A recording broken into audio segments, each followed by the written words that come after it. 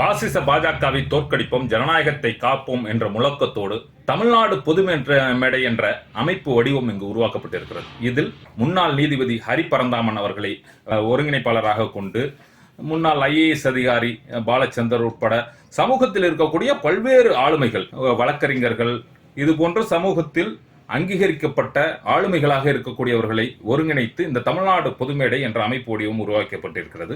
இந்த அமைப்பு வடிவத்தின் ஒற்றை நோக்கம் என்னவென்றால் பாசிச பாஜகவை அரசியல் களத்தில் வீழ்த்துவதுதான். ஏன் இந்த பாசிச பாஜகவை வீழ்த்த வேண்டும் என்றால், அந்த பாசிச பாஜக மீண்டும் ஒரு முறை மோடி அரசாட்சிக்கு வந்தால் இங்கு ஜனநாயகம் முற்றுமுழுதாக அழித்தொழிக்கப்படும், அரசியலமைப்பு சட்டம் என்பது மாற்றப்படும், இங்கு சாமானிய மக்கள் வாழ்வை இழந்து தவிப்பார்கள். ஆகவே இந்த நாட்டின் ஜனநாயகத்தை காப்பதற்காக, இந்த அரசியலமைப்பை காப்பதற்காக, இந்த மக்களின் வாழ்நிலையை காப்பதற்காக, இந்த